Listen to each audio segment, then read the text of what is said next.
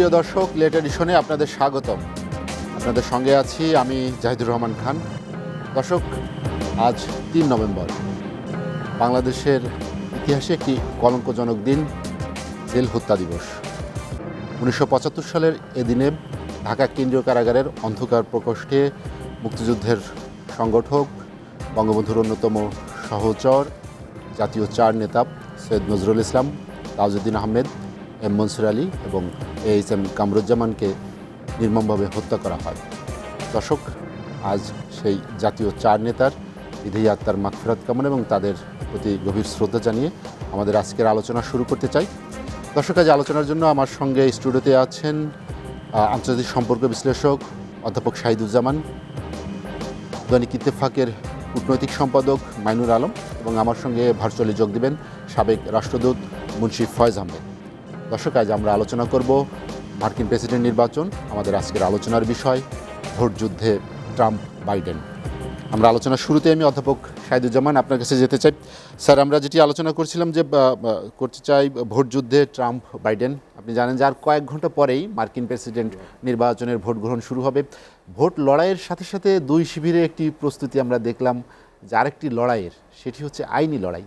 মার্কিন প্রেসিডেন্ট নির্বাচন নিয়ে এ ধরনের আইনি লড়াই এর আগে হয়েছে কিনা, বা এ ধরনের একটি বৃহৎ গণতান্ত্রিক দেশে এই প্রশ্নই বা কেন আসবে? দেখেন, আমেরিকার সবচেয়ে বড় শক্তি হচ্ছে তার প্রাতিষ্ঠানিক কাঠামোগুলো। প্রত্যেকটা কাঠামো স্বাধীন এবং তারা অত্যন্ত কর্তৃত্বের সাথে, দাপটের সাথে নিজেদের আত্মপ্রকাশ করে। এই প্রতিষ্ঠানগুলোর মধ্যে একটা গুরুত্বপূর্ণ হচ্ছে জুডিশিয়ারি, আইনের, এবং জুডিশিয়ারি অত্যন্ত ইম্পর্ট্যান্ট। এবং আমেরিকান সুপ্রিম কোর্টের কথা আমরা জানি যে সুপ্রিম কোর্টের কম্পোজিশন রিপাবলিকান না ডেমোক্রেটেড, এটা নিয়ে যে কত বড় দ্বন্দ্ব চলে আসছে। এখন আপনি যেই প্রশ্নটা করলেন, আইনি বিষয় আগেও ছিল। আপনার হয়তো মনে আছে যে অ্যাল গোর এবং ছোট বুশ যখন কন্টেস্ট করেছিল, তখন কিন্তু অ্যাল গোরের উপর প্রচণ্ড চাপ ছিল তার ডেমোক্রেটদের থেকে যে সে যেন আইনের আশ্রয় নেয়। কেননা ভোট কাউন্টিং ফ্লোরিডায় এক পর্যায়ে যে থামিয়ে দেয় ফ্লোরিডা সুপ্রিম কোর্ট, এবং ফেডারেল কোর্টে যাওয়ার ব্যাপারে অ্যাল গোরের উপরে প্রচণ্ড চাপ ছিল, কিন্তু অ্যাল গোর যায়নি, না যে কনসেশন স্পিচ দেয় এবং ছোট বুশ প্রেসিডেন্ট হয়ে যায়। এবং সে অনেকেই বলে যে তখন যদি কাউন্টিংটা হতো, একজন জজ স্কেলিয়া, তার কারণেই কিন্তু কাউন্টিংটা হতে পারে নাই। এখন এই যে এখন বর্তমান ট্রাম্প যে ধরনের হুমকি দিচ্ছে যে সে আইনের আশ্রয় নিবে, এটা ইন্টারেস্টিং, এটা হওয়াটা অস্বাভাবিক কিছু না। সে তার স্ট্র্যাটেজি হচ্ছে সে অনেক আগে থেকেই অ্যান্টিসিপেট করতে পেরেছে যে তার একটা বড় সম্ভাবনা রয়েছে পরাজয়ের। রিপাবলিকান পার্টিরাও জানে, রিপাবলিকান পার্টির অনেকেই এখন অনেক বেশি চিন্তিত সেনেটের তাদের মেজরিটি রাখবে কিভাবে।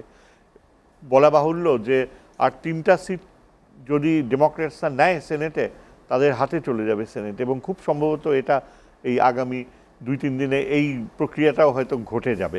এখন কথা হচ্ছে যে ট্রাম্প দেখলো যে তার একটা ট্যাকটিক্যাল প্লয় হচ্ছে, প্রথমত সে এই যে পিছানো ভোট, অ্যাবসেন্টি ব্যালটস, এদের ইয়েটাকে সে মানতে চায় না। অথচ এটা কিন্তু আগে সবসময় হয়ে আসছে। আমেরিকান মিলিটারি তারা সবসময় অ্যাবসেন্টি ব্যালটের মাধ্যমেই ভোট দিয়েছে যারা ওভারসিজ পোস্টিং। এবার তার পাশাপাশি করোনার কারণে অনেক বেশি পোস্টাল ব্যালটস আসছে, এবং এটা সুপ্রিম কোর্ট, ফেডারেল কোর্ট আর স্টেট সুপ্রিম কোর্ট নির্ধারিত করে দিয়েছে যে কোন স্টেটে কবে এগুলো সাবমিট করতে হবে।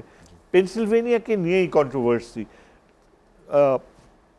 এই বাইডেন, ট্রাম্প সরাসরি বক্তৃতায় বিভিন্ন স্পিচগুলোয় বলে বসছে যে এটা জঘন্য ব্যাপার, ইলেকশনের দিন রেজাল্ট হবে না, তার মানে বিশাল আকারের কারচুপি করা হচ্ছে, এবং এটা আমরা মানব না, ব্যবস্থা নিতে হবে, ভায়োলেন্সের অ্যাভয়েড করতে হলে সাথে সাথে রেজাল্ট না দিলে আমরা পাল্টা ব্যবস্থা নিব।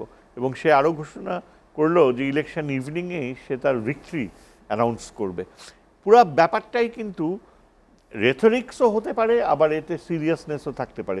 তবে এটার এই সব স্টেটমেন্টের কারণে আইনি লড়াই যে একটা ঘটবে তার যথেষ্ট প্রস্তুতি রয়ে আছে। ইলেকশন কমিশন ক্লিয়ারলি স্টেট করেছে যে এখন পর্যন্ত আমরা ভায়োলেন্সের কোনো রকমের নমুনা দেখি নাই। ছোটোখাটো কিছু ঘটতে পারে, এখন পর্যন্ত আমরা যে নিয়ম করেছি সেই নিয়মগুলো প্রত্যেকটা স্টেটের নিজস্ব সুপ্রিম কোর্ট কর্তৃক অনুমোদিত, এবং আমেরিকান ইলেকশনস একেবারেই সুসংহত রয়েছে, এবং প্রত্যেকটা ভোট ঠিকমতো কাউন্টেড হবে। এই জন্য প্রত্যেক স্টেটের লোকাল মেশিনারি একেবারেই প্রস্তুত, দের ইজ নো ওয়ে। এবং ভোটের যে নমুনাগুলো রয়েছে সেখানে ভোট কারচুপি করার কোনো উপায়ই নাই, কারণ ওগুলার এমনভাবে নাম্বারিং করা আছে যে কেউ যদি এফেক্টেড হয় সাথে সাথেই সে অ্যাপিল করলে পুরা দৃশ্যটা সে দেখতে পাবে তা কারচুপি হয়েছে কি না। আমেরিকার ইতিহাসে বলা যায় না যে কখনো কারচুপি হয়েছে। কাজেই এই যে ট্রাম্পের এই অবস্থান, এটা টিকবে বলে মনে হয় না। পেনসিলভেনিয়ার চিফ সেক্রেটারি আজকে সকালেই খুব স্ট্রং ল্যাঙ্গুয়েজে ট্রাম্পের এই চাইল্ডিশ অ্যাপ্রোচকে নিন্দা করেছে। সুতরাং আমার ধারণা যে যদিও এই ধরনের কথা বলা হচ্ছে যে আইনি প্রক্রিয়ার মাধ্যমে ডিলেইড হবে, আমার মনে হয় এটা ট্রাম্পের একটা ভেলকিবাজি। ট্রাম্প অনেক সময় অনেক কিছুই বলে যেগুলো সে মিন করে না, হ্যাঁ, এবং এটাও তারই একটা অংশ। যদি ক্লিয়ারলি বাইডেন লিড নিয়ে নেয়, যদি তিনটা মিডওয়েস্টার্ন স্টেটস পেনসিলভেনিয়া, মিশিগান আর উইসকনসিন বাইডেন পেয়ে যায়, সেটাই ফোরকাস্ট করা হচ্ছে, তাহলে ইলেকশন শেষ। কালকে সকালের মধ্যেই আমরা জানবো, অনেকেই এক্সিট পোলসের মাধ্যমে কালকে হয়তো সকাল বা দুপুরের মধ্যেই দেখা যাবে। দুইটা জিনিস ঘটতে পারে, একটা হচ্ছে ল্যান্ডস্লাইড ভিক্টরি, আর আরেকটা হতে পারে খুব নেক টু নেক কম্পিটিশন। দুটাই সম্ভব। তবে বেশিরভাগ যারা ইন্টারপ্রেট করছে তারা মনে করে যে আইনি লড়াইয়ের সম্ভাবনা রয়েছে, তার যথেষ্ট প্রস্তুতি রয়েছে ইলেকশন কমিশন এটার জন্য। এবং নাকচ আজকে সকালেই কিন্তু এই স্বয়ং ট্রাম্পের সমর্থিত টেক্সাস সুপ্রিম কোর্ট রিজেক্ট করে দিছে। ওই যে গাড়ি নিয়ে ভোট দিছে 110,000, এরা মূলত ডেমোক্র্যাটস, এরা গাড়ি ড্রাইভ করে ভোট দিয়েছে, এর বৈধতা টেক্সাস সুপ্রিম কোর্ট মেনে নিয়েছে আজকে সকালে। আপনার কাছে আবার আসবো। আমাদের সঙ্গে ভার্চুয়ালি যোগ দিয়েছেন সাবেক রাষ্ট্রদূত মুন্সি ফয়েজ আহমেদ, আমরা তার কাছে যেতে চাই। স্যার, শুনতে পাচ্ছেন আপনি? আমি শুনতে পাচ্ছি, আপনারা আমাকে শুনতে পাচ্ছেন? জি, আমরা আলোচনা করছিলাম যে ভোট যুদ্ধে ট্রাম্প বাইডেন, ডেমোক্র্যাট প্রার্থী জো বাইডেন এবং মার্কিন প্রেসিডেন্ট ডোনাল্ড ট্রাম্পের মধ্যে যে ভোট যুদ্ধ চলছে সেটি আসলে জয় পরাজয়ের বাইরে, যেটি শাহিদুজ্জামান স্যার এর মধ্যে উল্লেখ করেছেন যে আইনি লড়াইয়েরও একটি প্রস্তুতি দুই শিবিরেই চলছে, যেটি আমেরিকার বৃহৎ গণতান্ত্রিক দেশ হিসেবে তাদের দেশে এ ধরনের সংস্কৃতি অনেকটাই বেমানান। কিন্তু তারপরে ধরনের পরিস্থিতি কেন তৈরি হয়েছে সেটি তিনি বলছিলেন। আমরা আপনার কাছে জানতে চাই যে আসলে কোন বিষয়গুলো এবারে মার্কিন প্রেসিডেন্ট নির্বাচনে জয় পরাজয়ের ক্ষেত্রে ভূমিকা রাখবে। এবারে নির্বাচনটা অত্যন্ত অস্বাভাবিক ধরনের একটা নির্বাচন। এই ধরনের নির্বাচন আগে কখনো হয়েছে কিনা এটা আমার মনে হয়, আমি দেখিনি আর কি, পড়ি নাই, বা কারণ আমি তো আর মার্কিন যুক্তরাষ্ট্রের নির্বাচন এইভাবে দেখার সুযোগ হয় না, কিন্তু পরে কিছু পাইনি এই ধরনের। এবং অনেক বক্তাই, মার্কিন যুক্তরাষ্ট্রের অনেক বক্তাই করছেন যে এরকমের নির্বাচন আর আগে হয়নি। এটার মধ্যে নোংরামির ছড়াছড়ি হয়েছে বিশেষ করে এক পক্ষ থেকে, আর নানান রকমের কূট কৌশল করা হচ্ছে। মার্কিন যুক্তরাষ্ট্রের যে এত বড় একটা ইনস্টিটিউশন, তাদের ইলেকশন, তাদের একটা গৌরব, সেই জিনিসটাকে বারবার ছোট করা হচ্ছে, নানানভাবে সেটাকে অবমূল্যায়ন করার চেষ্টা করা হয়েছে ডোনাল্ড ট্রাম্পের পক্ষ থেকে। এর থেকে একটা জিনিস প্রমাণ হয় যে তারা খুব ভয়ে আছেন যে তারা হেরে যাবেন, সেই জন্য নানান রকমের কৌশল তারা অবলম্বন করার চেষ্টা করেন। তার মধ্যে এইটাও একটা, যে তাদের নির্বাচনটাকে পুরোপুরি প্রশ্নবিদ্ধ করে তোলা, এইসব করা হচ্ছে, এটা তাই মনে হয়। আপনি যে বললেন যে মূল বিষয়গুলো কি, মূল বিবেচ্য বিষয়গুলো কি বা ইস্যুস কি, সেখানে আমার কাছে মনে হয়েছে অনেক সবসময় যেসব বিষয় থাকে সেগুলো তো আছেই, যেমন সার্বিক স্বাস্থ্য সেবা, তারপর অর্থনীতি, তারপর ধরেন শিক্ষা ব্যবস্থা, তারপরে অভিবাসন, তারপরে সামাজিক সুবিচার, বর্ণবাদ, এই সমস্ত বিষয় কিন্তু খুব গুরুত্ব পেয়েছে। প্রযুক্তি এবং বিজ্ঞান সবই গুরুত্ব পেয়েছে, কিন্তু দুটো বিষয় আমি মনে করি সবকিছু ছাপিয়ে গুরুত্ব পাচ্ছে। একটি হলো কোভিড এবং কোভিড মোকাবিলায় বর্তমান সরকারের ব্যর্থতা, এবং এটা কিভাবে মোকাবেলা করা যায় সেই ব্যাপারে মানুষের যে প্রশ্ন, সেই জিনিসটা খুব সামনে চলে এসছে। এবং অন্যান্য যেসব ইস্যুস গুলো আছে, যেসব বিবেচ্য বিষয় আছে, সবকিছুর উপরেও কিন্তু কোভিড এর একটা বড় রকমের প্রভাব আছে। যেমন সার্বিক স্বাস্থ্য ব্যবস্থায় যে ওবামা কেয়ারের কথা বলছে, এইগুলোর কথা চিন্তা যখন করছে তখনও লোকে কোভিড এর কথা চিন্তা করছে, যখন অর্থনীতির কথা চিন্তা করছে তখনও লোকে কোভিড এর কথা চিন্তা করছে, শিক্ষা ব্যবস্থার ব্যাপারে কোভিড এর কথা চিন্তা করছে, সবকিছুতেই কোভিড-19 এর প্রভাব একেবারে সর্বব্যাপী। সুতরাং এইটা একটা সবচেয়ে বড় বিষয়। আরেকটা বিষয় যেটা মাঝে মাঝে আলোচনায় এসেছে কিন্তু সবাই সবসময় বলেন না, সেটা হচ্ছে যে প্রেসিডেন্ট ডোনাল্ড ট্রাম্পের ব্যক্তিগত চরিত্র, তার ব্যক্তিত্ব, তার যে বিশৃঙ্খল আচরণ, এই সব কিছু কিন্তু সবার সামনে এসছে। এর ফলে এইগুলো করে উনি কিছু লোকের কাছে হয়তো গ্রহণযোগ্য উঠছেন বা কিছু লোককে বেশ উত্তেজিত করে তুলছেন, তাদের সমর্থন আদায় করছেন, কিন্তু একটা বড় সংখ্যক লোক কিন্তু তার এই আচরণে অত্যন্ত ক্ষুব্ধ এবং মানে তারা পরিবর্তন চায়। এইটা কিন্তু আমরা সাধারণভাবে ফিল করছি। তারপরে ইলেকশনে কি হবে সেটা, গতবারও তো এই সমস্যাগুলো ছিল, কোভিড ছিল না কিন্তু অন্যান্য যে ডোনাল্ড ট্রাম্পের যেসব সমস্যাগুলো ছিল, কিন্তু এবারে লোকে দেখতে পেয়েছে তিনি কি করেন, তার আচরণ কি রকম, তার যে বৈদেশিক নীতি, সেখানে নানান রকমের বিশৃঙ্খলা, প্রতিষ্ঠানের বিরুদ্ধে যে অনেক কিছু করা, যেটা তার দেশের লোকজন বা অন্যান্য যারা এই কাজগুলো করেন তাদেরকে ছোট করে তোলা। এখন কোভিডে সবচেয়ে গুরুত্বপূর্ণ কারা, যারা স্বাস্থ্যসেবী, স্বাস্থ্যবিজ্ঞানী যারা আছেন তারা, তাদেরকে উনি ছোট করে দেখাচ্ছেন সবসময়। বলছেন যে অ্যান্থনি ফাউচি, যে সবচেয়ে জনপ্রিয় যে এই বিষয়ে আছেন, যে তাদের এই কি বলে এই স্বাস্থ্য সম্পর্কে এই বিষয়ে ইনফেকশাস ডিজিজেস এক্সপার্ট যিনি, তিনি তাকে সবাই, সারা দেশের মানুষ এত ইয়ে করে, তাকে শ্রদ্ধা করে, কিন্তু তার বিরুদ্ধে ডোনাল্ড ট্রাম্প লেগে গেছেন। এবং কালকে শোনা গেছে তাকে বলা হচ্ছে যে ওনাকে কি আপনি ইয়ে করবেন না, কি বলে পরিত্যাগ করবেন না? উনি বলছেন যে কয়েকদিন অপেক্ষা করো, ইলেকশনের পরে দেখো কি করি। এই যে ভয় দেখানো ইত্যাদি। মুন্সি ফয়েজ আহমেদ, আপনার কাছে আবার আসবো আমি, আমাদের সঙ্গেই থাকবেন। মাইনুর আলম, যেটি মুন্সি ফয়েজ আহমেদ বলছিলেন যে মার্কিন নির্বাচনে বেশ যে বিষয়গুলো গুরুত্ব পেতে পারে বা পাচ্ছে ভোটারদের কাছে, বিকেল 5টা থেকে যে বাংলাদেশ সময় বিকেল 5টা থেকে যে ভোট গ্রহণ শুরু হয়েছে, সেখানে আপনি কি মনে করেন যে এই নির্বাচনে মানে সার্বিক মূল্যায়নটা কি, যে মানুষ যারা মার্কিন জনগণ তারা আসলে কাকে বেছে নিতে পারে? এই মুহূর্তে আমি যেটা বলতে চাই এবং যেটা আপনাদের মানুষের জিজ্ঞাসা, আমাদের সবার মিলিয়ন বিলিয়ন ট্রিলিয়ন ডলার প্রশ্ন, সেটা একটা পোলস, যতগুলা জনমত জরিপ হয়েছে এ পর্যন্ত, বিবিসি, CNN থেকে শুরু করে, রয়টার্স থেকে শুরু করে বিভিন্ন কোম্পানি প্রতিষ্ঠান করেছে, সবগুলো পোলসে বাইডেন আগিয়ে আছে এবং ট্রাম্প পিছিয়ে আছে। ইভেন মিড ওয়েস্ট, যে সুইং স্টেটগুলো, উইসকনসিন,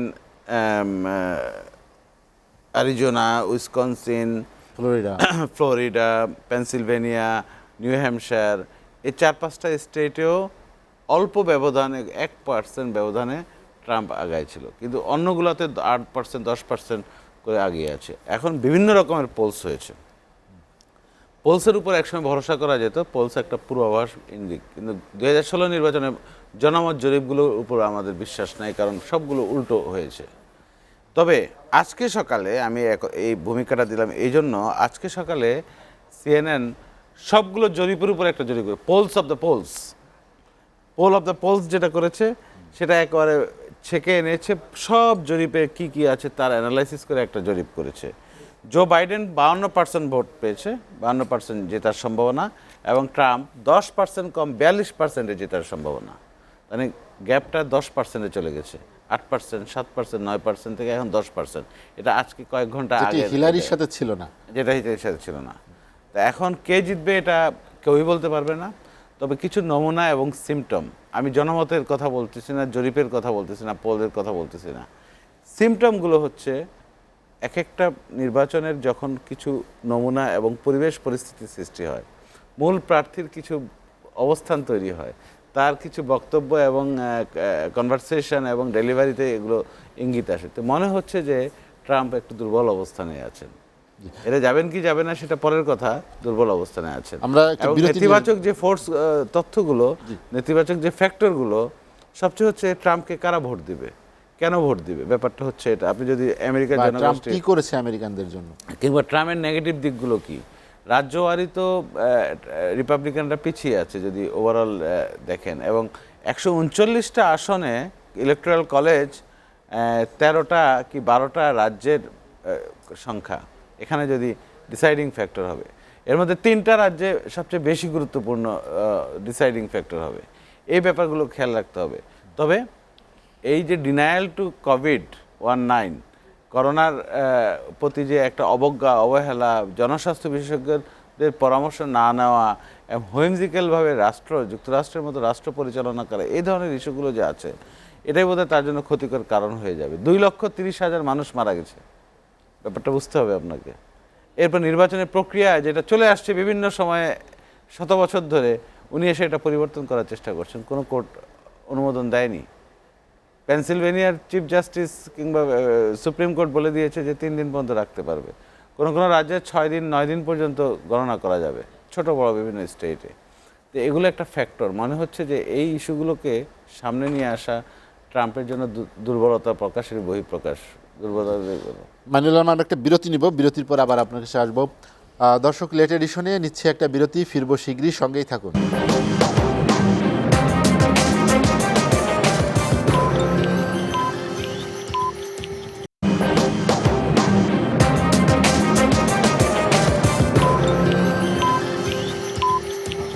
দেখছেন এসএটিভির রাতের আয়োজন লেট এডিশন। বিরতির পর আমরা আবারও ফিরছি আলোচনায়।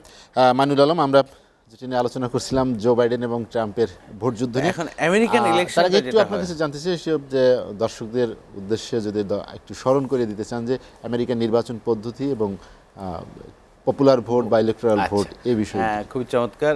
যুক্তরাষ্ট্রে 50টা অঙ্গরাজ্য আছে। 50টা অঙ্গরাজ্যে সর্বোচ্চ আইনসভা হচ্ছে সিনেট। প্রতিটি অঙ্গরাজ্যে 2 জন করে 100 জন সিনেটর আছেন। আর নিম্নকক্ষ হাউস অফ কংগ্রেস বা প্রতিনিধি পরিষদে জনসংখ্যা এবং আয়তন সব কিছু বিবেচনা করে বিভিন্ন রাজ্যে এগুলো নির্ধারণ করা আছে, এবং 435টা হাউস অফ কংগ্রেসের আসন। তাহলে 435 এবং 100, 535। আর 3টা অঙ্গরাজ্যে 1 জন করে ইলেকট্রাল কলেজ আছে। তাহলে 538টা ইলেকট্রাল কলেজ কিংবা ভোট। এর মধ্যে ম্যাজিক ফিগার 270 যে ব্যক্তি পাবে, যে প্রার্থী পাবে, উনি আমেরিকার প্রেসিডেন্ট হবে 4 বছরের জন্য। এখন পপুলার ভোটটা কি? এই যে অঙ্গরাজ্যে বিভিন্ন 50টা স্টেটে হাউস অফ কংগ্রেসের আসনগুলোকে এক একটা ভোট, সিনেটের আসনগুলো এক একটা ভোট, ইলেকট্রাল কলেজ ভোট বলা হয়। কিন্তু এটা কীভাবে নির্ধারিত হয়? মানে সবচেয়ে বড় হচ্ছে ক্যালিফোর্নিয়া, 55টা স্টেট ইলেকট্রাল ভোট। ক্যালিফোর্নিয়া স্বাভাবিকভাবে বলা হয়ে থাকে এটা ডেমোক্রেটিকদের প্রার্থীদের একটা অঙ্গরাজ্য, তাদের আধিপত্য প্রভাবটা বেশি। এখানে যদি 5 কোটি ভোটার থাকে, 1 ভোট যে প্রার্থী বেশি পাবে 55টা সে পাবে। তার মানে এখানে ইউনিক একটা ব্যাপার হচ্ছে উইনার্স টেক অল। একটি অঙ্গরাজ্যে 1 ভোট যে প্রেসিডেন্ট প্রার্থী পাবে, উনি ওই অঙ্গরাজ্যের সবগুলো ইলেকট্রাল ভোট পেয়ে যাবে। এটা হচ্ছে পপুলার ভোটের ভিত্তিতে ইলেকট্রাল ভোট, এবং তার ভিত্তিতে প্রেসিডেন্ট নির্বাচন। ভিত্তি হচ্ছে পপুলার ভোট। এখন পপুলার ভোট যে বেশি পাবে সে কীভাবে হবে? 2016 সালে পুরো যুক্তরাষ্ট্র জুড়ে হিলারি ক্লিন্টন প্রায় 30 লক্ষ, 3 মিলিয়ন ভোট বেশি পেয়েছিল, কিন্তু ইলেকট্রাল কলেজ ভোট কম পেয়েছে। এটার একটা ব্যাপার আছে।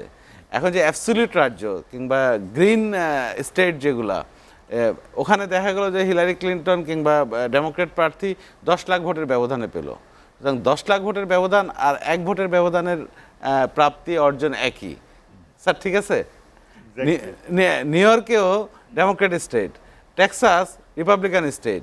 তো হিলারি ক্লিন্টন গতবার 2016 সালে সবগুলো ডেমোক্রেট স্টেটে বিপুল ব্যবধানে জিতেছেন, পপুলার ভোট অনেক বেশি পেয়েছেন, যার ফলে সার্বিকভাবে ওভারঅল তার পপুলার ভোট 3 মিলিয়ন 30 লক্ষ। এর আগের নির্বাচনে 4 লক্ষ বেশি পেয়েছিলেন, সম্ভবত ওবামার সাথে রিপাবলিকান প্রার্থী, যদি আমি ভুল না করে থাকি, এরকম একটা এবার রেকর্ড সংখ্যক। পেয়েছে 2016 সালে। আরেকটা ব্যাপার আছে, তাহলে এখানে ডেমোক্রেটদের রাজ্য কোনগুলো, রিপাবলিকানদের রাজ্য কোনগুলো, এগুলো একটা ধারণা করা যায়। কিন্তু কিছু কিছু স্টেট আছে, এটা সবসময় পরিবর্তনশীল, সুইং স্টেট, ব্যাটেল গ্রাউন্ড, দোদুল্যমান, ঝুলন্ত রাজ্য। এই রাজ্যের নাগরিকরা, ভোটাররা কখনো এক দলের প্রতি আবিষ্ট থাকে না কিংবা সমর্থনপুষ্ট থাকে না, এরা মত পরিবর্তন করে। 2000 সালে যেমন ফ্লোরিডা, এবার হচ্ছে 12টা অঙ্গরাজ্য, এই 12টা অঙ্গরাজ্যের মধ্যে 3টা অঙ্গরাজ্য, নিউ হ্যাম্পশায়ার সহ 3টা অঙ্গরাজ্যে ট্রাম্প বেশি পেয়েছিলেন এবং জিতে গেছেন। আই এম সরি, বেশিরভাগ অঙ্গরাজ্যে বেশি পেয়েছিলেন, ফ্লোরিডা, পেনসিলভেনিয়া, মিশিগান, এবং ট্রাম্প জিতে গিয়েছিলেন এবং 300-র বেশি তার ইলেকট্রাল কলেজ। তাহলে 270টা কী পেতে হবে? ইলেকট্রাল কলেজ ভোট, এবং তা নির্ধারিত হবে বেশিরভাগ মেজরিটি পপুলার ভোট। কিন্তু সব যোগ করলে ইলেকট্রাল ভোটের চেয়ে যে হেরে গেলেও হিলারি ক্লিন্টন পপুলার ভোটে বেশি পেয়েছে। আপনি একটু উদাহরণ দেই, সম্ভবত বাংলাদেশে 1991 অথবা 91 নির্বাচনে যদি বলতে, সারা দেশের 300 আসনে বিএনপি জিতেছিল অধিকাংশ সংখ্যাগরিষ্ঠতা পেয়ে, আওয়ামী লীগ হেরে গেছে। কিন্তু সার্বিকভাবে ভোটের সংখ্যা সম্ভবত আওয়ামী লীগ বেশি ছিল, আমার যতটুকু মনে পড়ে, 30 বছর আগের কথা বললাম। টোটাল ভোট যোগ করলে নৌকার পক্ষে কত পড়েছে, ধানের শীষের পক্ষে এটা। কিন্তু আমাদের তো 300 সংসদীয় আসন আছে। এটা একটা জটিল হিসাবে আমেরিকার পদ্ধতিটা, এটা খুবই ইন্টারেস্টিং। যেমন পেনসিলভেনিয়া যদি ডোনাল্ড ট্রাম্প 1 ভোট বেশি পায়, 20টা পেয়ে যাবে, অথবা 500 ভোট বেশি পেলে কিংবা যেই পায়, এখানে ভোটের এই সুইং স্টেটগুলোতে ভোটের রেশিও খুব কম থাকে, 1, 2, 50, 100, 1000। কিন্তু আবার টেক্সাস যদি অটুট থাকে রিপাবলিকান একটা ঘাঁটি হিসাবে, তাহলে দেখা গেলো যে 5 লক্ষ কিংবা অনেক বিরাট ব্যবধানে জিতে গেল এবং 38টাই পেয়ে গেল। জি, মানিনুল, আপনার কাছে আবার আসবো আমি। অধ্যাপক শাহিদুজ্জামান, আমরা ইলেকট্রাল কলেজ ভোট, পপুলার ভোটের কথা বলছিলাম। আপনি জানেন যে এই নির্বাচনে মার্কিন গণমাধ্যমগুলোই বলছে যে এই সেঞ্চুরির মধ্যে সবচেয়ে বেশি আগাম ভোট পড়েছে। এই আগাম ভোটের বার্তাটা আসলে কি, কার পক্ষে যেতে পারে? এই আগাম ভোটের বার্তাটা অবভিয়াসলি ডেমোক্র্যাটসরাই গেইন করবে, প্রায় নিশ্চিতভাবেই বলা যায়। এবং এতে দেখা গেছে যে প্রায় 10% বেশি আগাম ভোট ডেমোক্র্যাটসরা বেশি দিয়েছে। এই আগাম ভোটের মধ্যে একটা বড় সংখ্যা হচ্ছে মার্কিন সেনাবাহিনীর সদস্যরা যারা বিদেশে মার্কিন ঘাঁটিতে অবস্থান করছে। মার্কিন সেনাবাহিনীর এর কারণে আগাম ভোটটা স্থায়িত্ব পেয়েছে এই ব্যবস্থাটা। কিন্তু এইবার যেটা খুব দৃষ্টিতে পড়েছে, চোখে পড়ার মতো, তা হলো আর্লি ভোটার্স যাদেরকে বলা হয়, তারা পোস্টাল ব্যালটে ভোট না দিয়ে সরাসরি ভোট কেন্দ্রে যে আগে থেকে ভোট দিচ্ছে। এই ব্যবস্থাটা আমেরিকান ব্যবস্থায় রয়েছে, কেননা এখানে প্রথমত ইলেকশন কমিশন এটা অ্যালাউ করেছে যে একটা অসাধারণ একটা যে প্লেগ, যেটাকে কোভিড হিসাবে পরিচিত, এটা একটা বড় কারণ। আরেকটা কারণ হচ্ছে যে মার্কিন জনগণের একটা বড় অংশ তারা চিন্তা করেছে যে এইবার অংশগ্রহণ করতেই হবে যে কোনো মূল্যে। একদিনে সব ভোটাররা যদি আসতো, অসম্ভব প্রায় ভোট দেয়া। এবং সাধারণত 2016-র দিকে তাকালে আমরা দেখি যে আগাম ভোটও যেমন কম ছিল, টোটাল টার্ন আউটও কম ছিল। কিন্তু এইবার আগাম ভোট সমস্ত রেকর্ড ছাড়িয়ে গেছে। এবং এর সবচেয়ে বড় কারণ হচ্ছে, যেটা বিশেষজ্ঞরা বারবার বলে, তা কোভিড নয়, তার চেয়ে বড় কারণ হচ্ছে যে মার্কিনিরা তাদের রাজনৈতিক প্রতিষ্ঠানগুলোকে আবার জীবিত করতে চেয়েছে। তারা মনে করে যে আমেরিকার ডেমোক্রেসি হুমকির মুখে। তারা চিন্তা করে দেখতে পেল যে যদি এখন এই জনগণ বিশালভাবে ভোট দিয়ে তাদের বিবেকের তাড়নায়, তারা যে আমেরিকান সোল যেটাকে বলা হয়, মার্কিনী বিবেককে জাগ্রত না করে, তাহলে আমেরিকা থাকবে না। এবং একটা বিশাল জনসংখ্যার অংশ, আমি মনে করি, এখনও মনে করে যে আমেরিকা হচ্ছে ইমিগ্রেন্টসদের দেশ। সেখানে অনেক জাতি, অনেক ভাষার লোক আসছে। যদিও এটা শ্বেতাঙ্গ প্রধান, কিন্তু শ্বেতাঙ্গদের মধ্যেও নানা দৃষ্টিভঙ্গির অনেক মানুষ রয়েছে। Irish Americans, German Americans, Italian Americans, এরা তো শ্বেতাঙ্গদের, নর্দার্ন ইউরোপিয়ান আমেরিকানস যারা মিডওয়েস্টে থাকে, স্ক্যান্ডিনেভিয়ান অঞ্চল থেকে আসা, এদের প্রত্যেকেরই আলাদা আলাদা ইতিহাস রয়েছে। এবং এরা মনে করে যে বিশেষভাবে মনে করে যে আমেরিকান ইনস্টিটিউশনসগুলাই হচ্ছে best guarantee of this American experiment. মার্কিন যুক্তরাষ্ট্র কিন্তু একটা বিরাট একটা শুধু দেশ না, 200-250 বছর আগে তো রেড ইন্ডিয়ানসদের দেশ ছিল এটা। তারা আসছে এশিয়ার ভিতর দিয়ে। কলাম্বাসও কিন্তু আসলে আমেরিকা আবিষ্কার করেনি, আমেরিকা আবিষ্কার করেছিল এই রেড ইন্ডিয়ানসরা। তার আগে হয়তো হাজার হাজার হাজার বছর আগে ইউরোপ হয়ে ওই সাইবেরিয়া হয়ে অ্যালাস্কায় ঢুকেছে, তারা আমেরিকা হয়ে দক্ষিণে ইনকা সভ্যতা গড়ে তুলেছে। যাই হোক, এসব ডিটেলসে না যে মেইন কথাটা হচ্ছে যে শ্বেতাঙ্গরা তাদের আবিষ্কৃত আমেরিকার আবিষ্কারক হচ্ছে কলম্বাস। এটা যে একটা মিথ তারাও সবাই জানে, কিন্তু শ্বেতাঙ্গদের সবচেয়ে বড় চিন্তাধারা ছিল যে আমেরিকার চরিত্রকে আবার ফিরিয়ে আনতে হবে।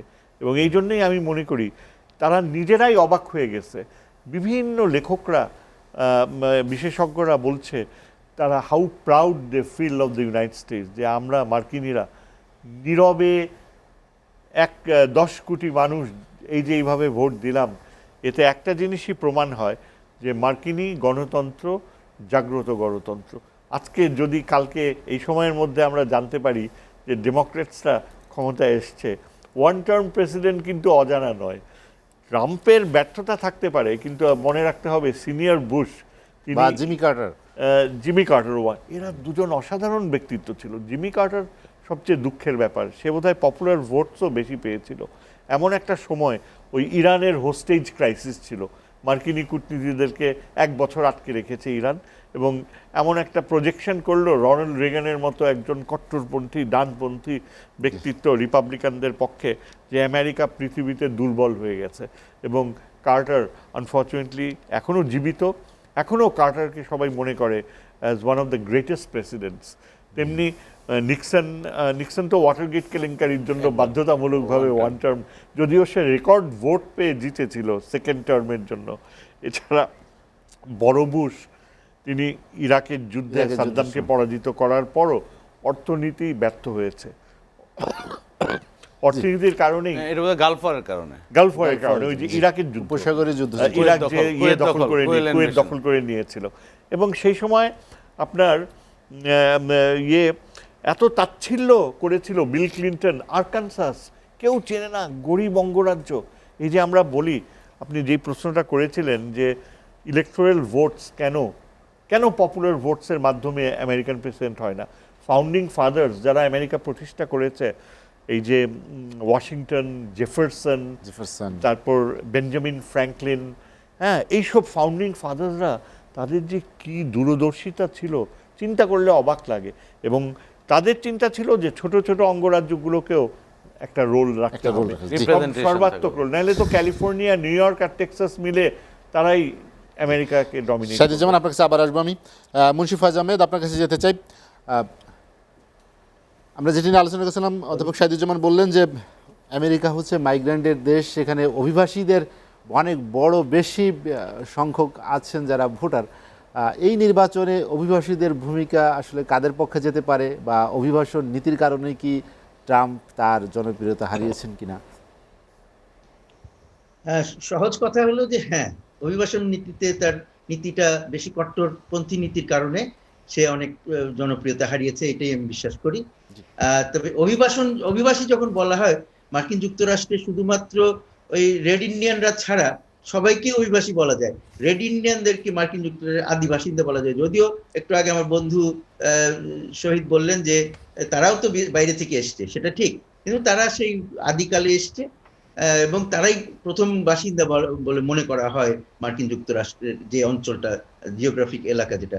সুতরাং এই যে শ্বেতাঙ্গ বা ইত্যাদি, এরা সবাই তো নতুন, তারপরেও তারা নিজেরা বাইরে থেকে এসে এখানে সুবিধা ভোগ করছে, এখন নিজেরা অন্যদেরকে আসতে দিবে না, এরকম একটা ভাব সৃষ্টি করা, এটা এক নম্বর হলো যে এটা ভীষণভাবে অন্যায়, ইমোরাল, অনৈতিক। আর দ্বিতীয়ত যে আমেরিকা যে এত সামনে সবকিছুতে এগিয়ে আছে, বিদ্যা বুদ্ধিতে, তারপরে প্রযুক্তিতে, বিজ্ঞানে, সেটার একটা বড় কারণ কিন্তু প্রতিনিয়ত বাইরে থেকে, পৃথিবীর বিভিন্ন দেশ থেকে যে নতুন নতুন মেধা আসে এর মাধ্যমে, অভিবাসনের মাধ্যমে, সেটা আমেরিকাকে এরকম জাগ্রত, সমৃদ্ধ করে রাখে। সেটা যদি সেটা যদি না আসতো তাহলে কিন্তু আমেরিকা এই অবস্থা হতো না। এবং এই যে এখনকার যে প্রেসিডেন্ট, তিনি কতদিন আগে এসেছেন, তার পূর্বপুরুষরা, খুব বেশি দিন আগের ব্যাপার না। তার স্ত্রী তো নিজেই একজন অভিবাসী, ফার্স্ট আইরিশ। জেনারেশন, মানে তার নিজের জেনারেশনেই তিনি এসেছেন। তো সুতরাং এগুলো যখন যেটা বলে অন্যকে উত্তেজিত করা যায় সেই চেষ্টা করা হয় ইলেকশনের আগে পরে। তো কিন্তু আসলে কিন্তু এখানে অভিবাসীদের ছাড়া এই দেশকে কল্পনাই করা যায় না। আর সেইখানে যখন অভিবাসী বিরোধী কথা বলা হয় এবং বিশেষ বিশেষ গোষ্ঠীকে খুব অবমূল্যায়ন করা হয়, তাদেরকে বিভিন্ন খারাপ বিশেষণ দেওয়া হয়, যেমন মেক্সিকানদের রেপিস্ট ইত্যাদি বলা হয়েছে। তো তাতে তো মেক্সিকান যারা বা যারা কি বলা যায় হিসপ্যানিক্স, তারা কি খুশি হবে? নিশ্চয়ই না। তারপরে তারা সুতরাং সে তাদের উপরে কিন্তু তারপরে নানান ভাবে কিন্তু কোনো একটা বক্তব্য হয়তো কারো কারো ওইসব গোষ্ঠীর কারো কারো ভালো লেগেছে, হয়তো সেই জন্য তারা এখনো হয়তো ডোনাল্ড ট্রাম্পকে সমর্থন করেন, কিন্তু বেশিরভাগ করে না। আর অভিবাসনের ক্ষেত্রে বলা হয়েছে মুসলিম বিরোধিতা করা হয়েছে, নানান রকমের কথা বলা হয়েছে। তারপরে ওবামার বদনাম করতে যে বারাক হোসাইন ওবামা বলা হয়েছে, তার জন্ম তারিখ আর জন্মস্থান নিয়ে নানান রকম বক্তব্য বলেছেন এই ডোনাল্ড ট্রাম্প। এইসবই কিন্তু তাকে জনপ্রিয়তা থেকে সরিয়ে দিয়েছে অনেকভাবে।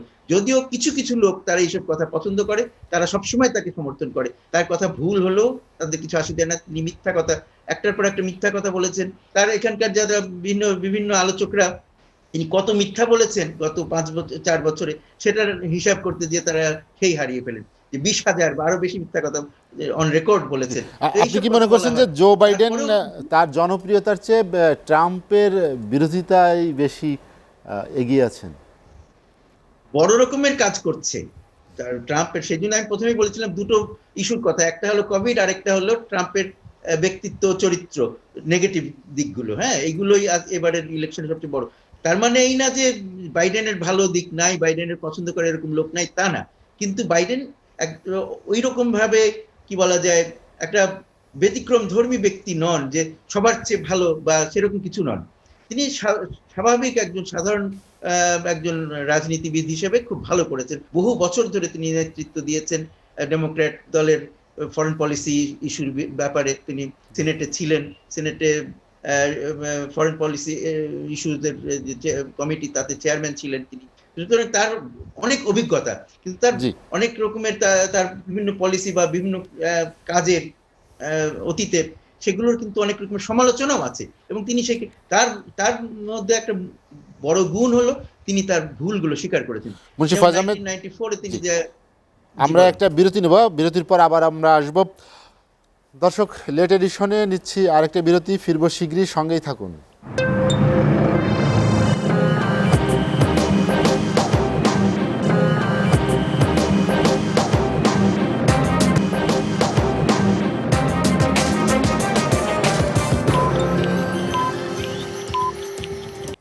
দেখছেন এসএটিভির রাতের আয়োজন লেট এডিশন। বিরতির পর আমরা আবারও ফিরছি আলোচনায়। বিরতির পর মাইনুল আলম আপনার কাছে যেতে চাই। আমরা আলোচনা করছি ভোট যুদ্ধে ট্রাম্প বাইডেন এটি নিয়ে। আপনি জানেন যে মার্কিন যুক্তরাষ্ট্রের নির্বাচনে, প্রেসিডেন্ট নির্বাচনে ভোট গ্রহণ চলছে। আমরা বাংলাদেশি যারা ভোটার আছে বা বাংলাদেশি অভিবাসী যারা আছেন, বাংলাদেশি বংশোদ্ভূত যেসব মার্কিন নাগরিক আছেন, তাদের জন্য আসলে কোন প্রার্থী অনেকটা বেশি? অনেকেই বলেন যে হয়তো ডেমোক্রেটদের সমর্থন করেন বাংলাদেশিরা বেশি। পাশাপাশি আরেকটি প্রশ্ন, সেটা হচ্ছে আমাদের সাথে তাদের দ্বিপক্ষীয় সম্পর্কে কি কোনো পরিবর্তন হবে কিনা?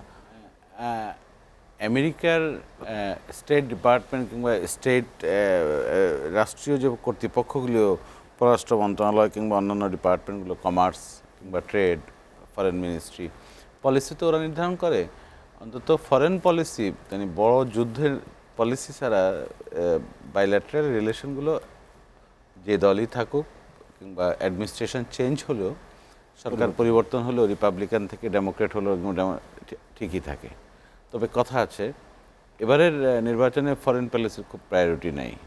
যেটা ট্রাম্প চেয়েছিলেন চীনকে আনতে, চীন পলিসি হয়নি। আমাদের সাথে যুক্তরাষ্ট্রের সম্পর্কের কথা বলতে গেলে দ্বিপাক্ষিক আমাদের সবচেয়ে রপ্তানি বাজার যুক্তরাষ্ট্র।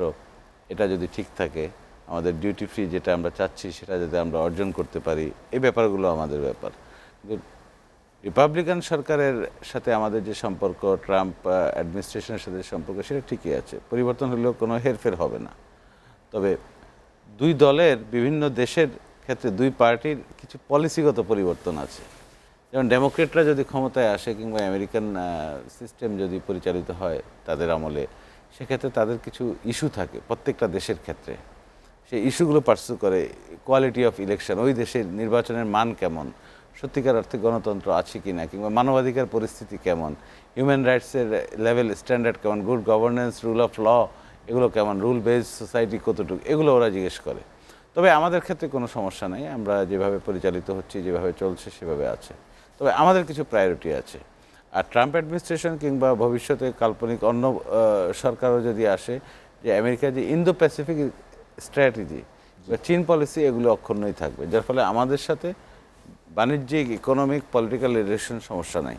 কিন্তু আমাদের যে সবচেয়ে বড় কথা, বড় ইস্যু, সেটা বলতেই হয় যে আমরা গত 3 বছরের বেশি সময় ধরে একটা বড় সংকটের মধ্যে যাচ্ছি। আমরা রোহিঙ্গা ইস্যু নিয়ে যাচ্ছি, আমরা 11 লক্ষ রোহিঙ্গাকে আমরা খুব ভরণ পোষণ দিচ্ছি এবং এই বোঝা আমরা বয়ে বেড়াচ্ছি। যুক্তরাষ্ট্র এক্ষেত্রে আমাদের পক্ষে বড় একজন সমর্থক, আমাদেরকে পাশে দাঁড়িয়েছে, আমাদেরকে আর্থিক সহায়তা, বিভিন্ন সহায়তা দিয়েছে, প্লাস জাতিসংঘ নিরাপত্তা পরিষদ থেকে শুরু করে সব জায়গায় আমাদের পক্ষে অবস্থান নিয়েছে এবং মিয়ানমারকে একটা জবাবদিহিতার জায়গায় নিয়ে যাওয়ার চেষ্টা করতেছে। এটা হচ্ছে আমেরিকার পলিসি। আমরা আমাদের স্বার্থের জন্য এই পলিসিটাকে পার্সু করব।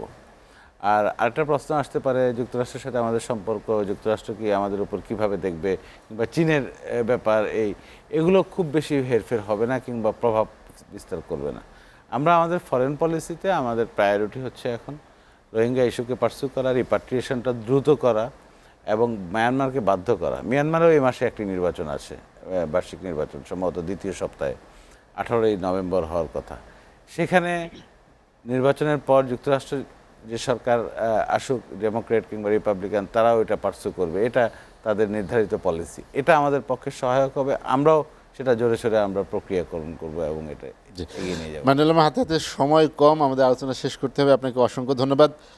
মুন্সি ফয়েজ আহমেদ, আপনার কাছে যেতে চাই।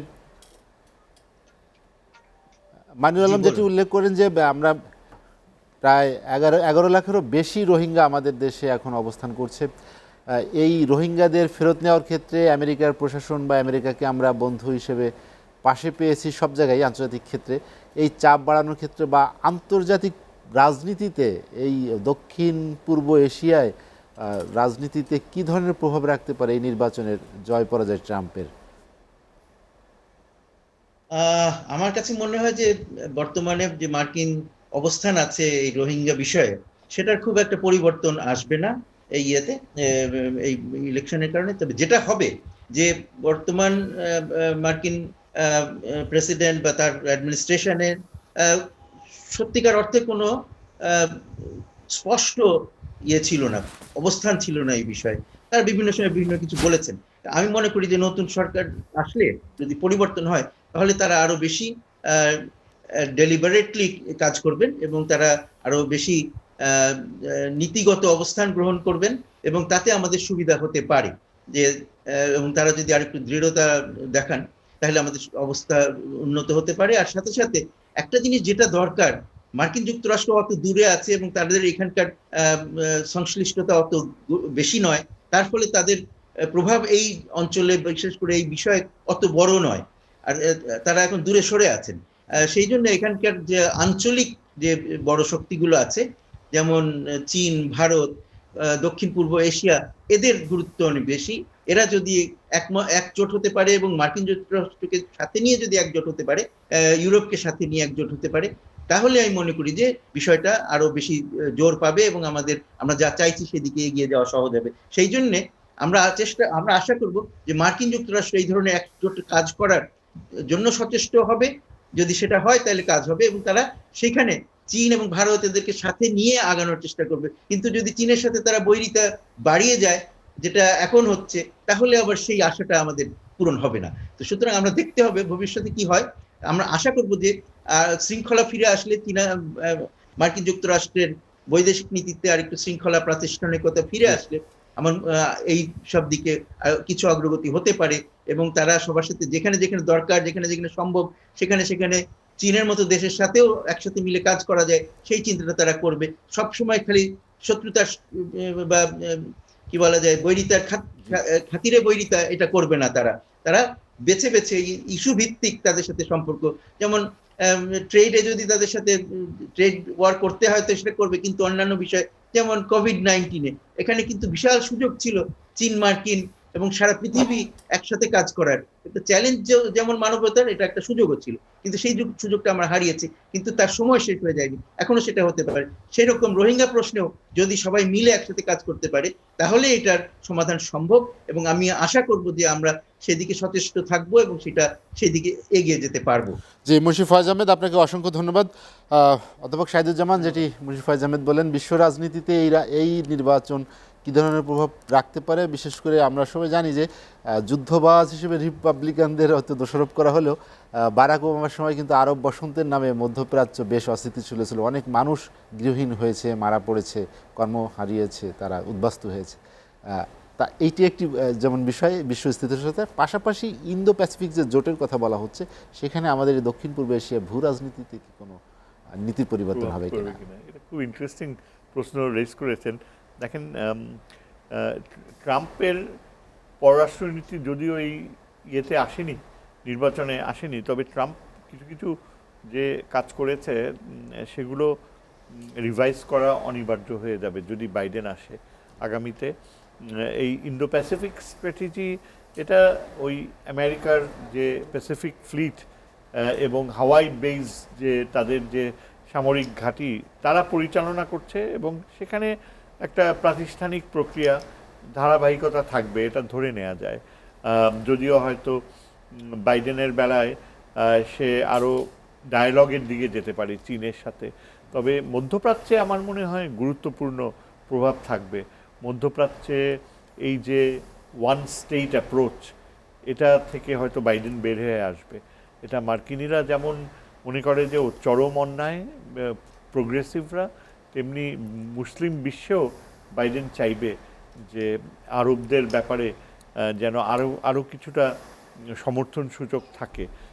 তার সেক্রেটারি অফ স্টেট হিসেবে আসবে খুব সম্ভবত সুজান রাইস, যিনি ওবামার সময় স্থায়ী প্রতিনিধি ছিলেন জাতিসংঘে এবং অত্যন্ত একজন মেধাবী পররাষ্ট্রনীতি বিশারদ। তার বড় রকমের নিয়ন্ত্রণ থাকবে।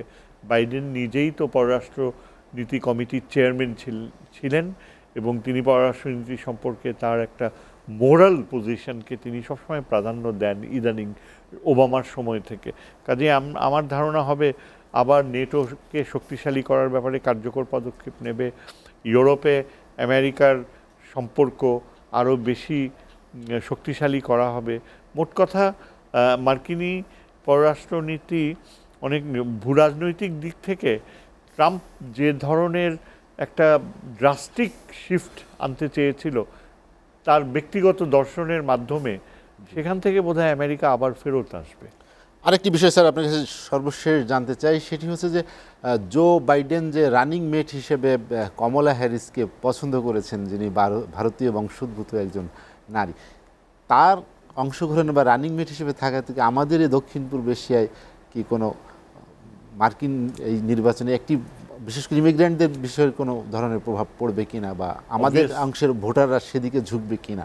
অবভিয়াসলি পড়বে। দেখেন, এই কমলা হ্যারিসকে নেওয়াটা কিন্তু ব্যাপকভাবে সমর্থন পেয়েছে মার্কিনী মহিলাদের মধ্যে। কৃষ্ণাঙ্গ শুধু নয়, শ্বেতাঙ্গদের মধ্যেও কিন্তু প্রচুর সমর্থন রয়েছে। আমাদের এই অঞ্চলে কমলা হ্যারিসের ভাইস প্রেসিডেন্ট হওয়া এটা একটা পজিটিভ প্রভাব রাখবে। এর ফলে একটা জিনিস বের হয়ে আসবে যে সাউথ এশিয়ান ইনফ্লুয়েন্স কিন্তু মূলত ইন্ডিয়ান ইনফ্লুয়েন্স পররাষ্ট্রনীতির ক্ষেত্রে আরও বাড়বে। তবে একটা বাধা হচ্ছে এই যে মোদির যে ব্যক্তিগত ইকুয়েশন ছিল ট্রাম্পের সাথে, সেটা আমার মনে হয় যে বাইডেন খুব একটা ভালো চোখে দেখবে না। তবে ব্যক্তি সম্পর্কগুলো খুব বেশি প্রভাব রাখে না, এটা ঠিক। তবে কমলা হ্যারিসের মূল যে agenda as a person, vice প্রেসিডেন্টের রোল খুব বেশি না থাকলেও কমলা হ্যারিস ক্যালিফোর্নিয়ার সেনেটর হিসাবে খুবই একজন কার্যকর ব্যক্তিত্ব ছিলেন। আর তাছাড়া তিনি ক্যালিফোর্নিয়ার অ্যাটর্নি জেনারেল হিসাবে খুবই সাকসেসফুল ছিলেন। কাজেই এটা বোঝা যেতে পারে যে কমলা হ্যারিস কিন্তু একজন অ্যাক্টিভ ভাইস প্রেসিডেন্ট থাকবে। তিনি কাশ্মীর সম্পর্কে খুব ইন্টারেস্টিং কথা বলেছেন অতীতে। তিনি কাশ্মীরিদের মানবাধিকার, তারপর আত্মনিয়ন্ত্রণ অধিকার, এই ব্যাপারে কিন্তু তিনি মুখ খুলেছিলেন আগে। এখন সেটিও তো ভোটে একটি প্রভাব পড়তে পারে, কারণ যারা ওখানে ভারতীয় বংশোদ্ভূত হিসেবে আছেন, ভারতের মূল ভূখণ্ডে যারা অধিবাসী, তারাও তো বিরূপ প্রতিক্রিয়া দেখাতে পারে। তা তো কিছুটা থাকবেই, তবে তার সংখ্যা খুব বেশি না। ট্রাম্প ভবিষ্যতে জিতবে না, হয়তো না জেতার সম্ভাবনাই বেশি, এটা ভারতীয়রা অনুভব করবে এবং তারা চাইবে যে একজন ভারতীয় ভবিষ্যতে আমেরিকার প্রেসিডেন্ট হোক। যদি কোনো সময়ে সেই সুযোগটা আসে, সেটা আমার মনে হয় ভারতীয়রা ওইভাবে চিন্তাভাবনা করবে। তবে আমি আশা করি যে বাইডেন আর এই কমলা হ্যারিস আসলে বাংলাদেশ, ভারত, পাকিস্তান, দক্ষিণ এশিয়ার জন্য এটা একটা ভালো খবর হবে। জি, অধ্যাপক শাহিদুজ্জামান, আপনাকে অসংখ্য ধন্যবাদ আমার সঙ্গে আলোচনায় যোগ দেওয়ার জন্য। মাইনুল আলম, একদম আমরা শেষ দিকে আসতে চাই, আমাদের হাতে সময় কম। ইলেকশনটা কেমন হবে এটা একটা বড়, এতক্ষণ আমরা বিভিন্ন দিক আলোচনা করলাম, তবে আমি শেষ পর্যায়ে বলবো যে আমেরিকার যে ডেমোক্রেসি এবং 4 বছর পর পর স্মুথ ট্রান্সফার এবং ট্রানজিশনটা যে অতিক্রম করা, মানে খুব ধারাবাহিক শান্তিপূর্ণ উপায়ে যে ট্রান্সফার, সেটাই হওয়া উচিত হবে। এবারে কি সংখ্যাটা একটু বেশি? এবার সংখ্যাটা বেশি, যেমন কালকে মধ্যরাতে আমরা খবর পেলাম হোয়াইট হাউসে বেস্টনি দিয়ে দিয়েছে, কাটা বেড়া দিয়ে দিয়েছে, সিকিউরিটি আটকে দেওয়া হয়েছে। আবার স্যার তো বললেনই যে ওখানে একটা ইভিনিং পার্টি করবে, আবার করবে না। এখন খুব টেন্স এবং উত্তেজনা, তবে সব থামবে রেজাল্টের সময়, হয়তো এখন থেকে 24 ঘন্টা না, 10-15 ঘন্টা পরে আমরা জানতে পারবো কি হয় না হয়। তবে ব্যাপারটা হচ্ছে যে এটা এন্ড অফ দ্য ডে কিংবা সব কিছু শেষ হচ্ছে আমেরিকার মানুষ এটাকে রক্ষা করে, তাদের যে ঐতিহ্য আছে, এই যে 1700 শতাব্দী 300 বছর বলতে পারি এই ডেমোক্রেসি, এই স্ট্র্যাটেজি 300 বছর যদি বলেন স্যার, এটা চলবে এবং এটা রক্ষা করবে, কারণ এটাকে আরো পারফেকশনের দিকে নিয়ে যাবে, এটা ধ্বংস করবে না। ধ্বংস করার মতো, নষ্ট করার মতো পরিস্থিতি আসলেও মানুষ বোধহয় এটা রক্ষা করবে, এটাই আমার বক্তব্য। মাইনুল আলম, আপনাকে অসংখ্য ধন্যবাদ। অধ্যাপক শাহিদুজ্জামান এবং মুন্সি ফয়েজ আহমেদ, আপনাদেরকে অসংখ্য ধন্যবাদ আলোচনা যোগ দেওয়ার জন্য। দর্শক জানিয়ে রাখি, লেট এডিশন পুনঃপ্রচার হয় সকাল 8টায়। আজ এ পর্যন্তই। ভালো থাকুন, সুস্থ থাকুন, এসএটিভির সঙ্গেই থাকুন।